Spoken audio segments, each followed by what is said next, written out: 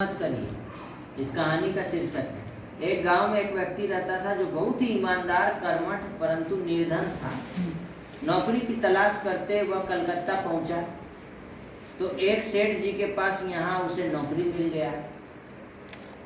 प्रातःकाल आता, लंबी चौड़ी दुकान की सफाई करता, जब भी खाली समय मिलता तो पढ़ता रहता था। उसकी लिखावट बड़ी सुंदर थी।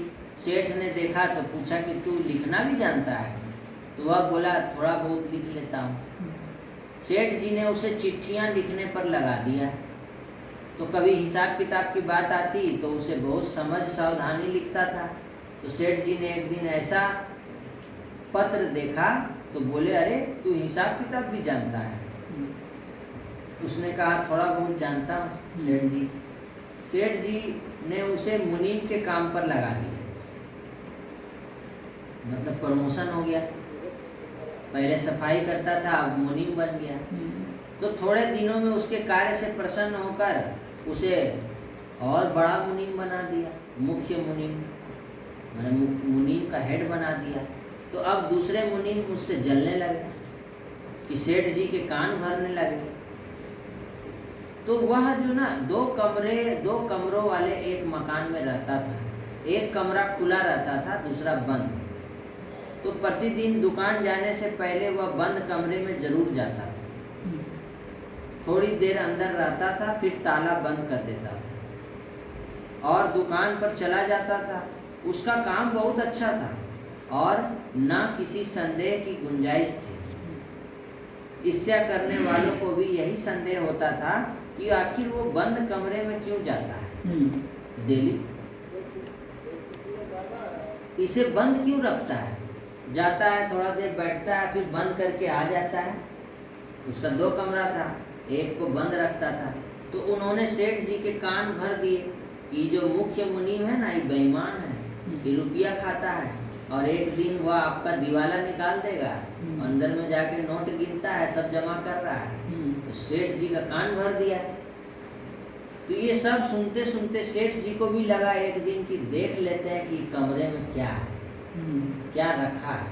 तो प्रतिदिन की तरह एक दिन मुख्य मुनीम जब अपने कमरे को खोलकर अंदर गए तो वह और मुनीम मिल करके सेठ जी को ले गए और बोले कि चोर पकड़ा गया, चोर पकड़ा गया, देखो बंद कमरे में घुसा हुआ है, बंद है कमरा, अंदर में नोट गिन रहा है, बंद कमरे में रुपए गिन रहा है, सेठ जी पकड़ लीजिए रंगे हाथ। तो सेठ जी तेजी के साथ पहुंचे, कमरा अंदर से बंद था।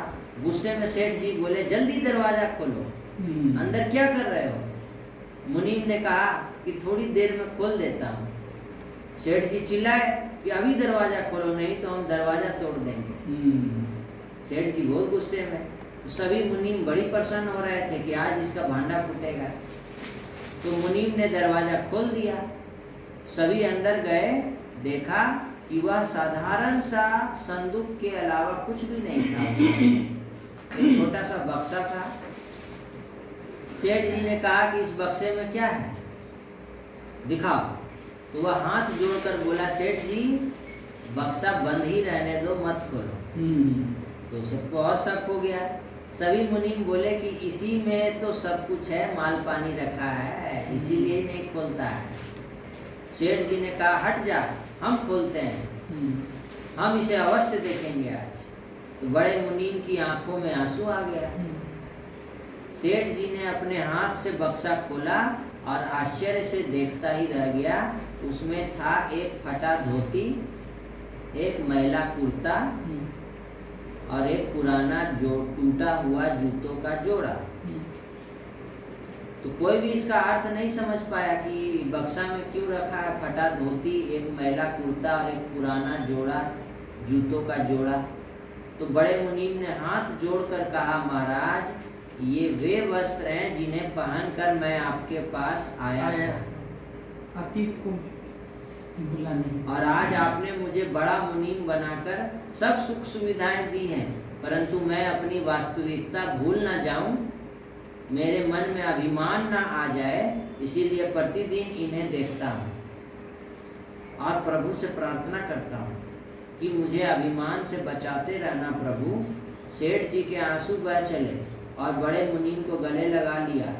फिर बोले कि वाह, धन्य हो तुम, तुम्हारी तरह दुनिया में अगर सब लोग करें तो दुनिया से सब पाप नाश हो जाएं, क्योंकि अभिमान ही पाप का मूल है।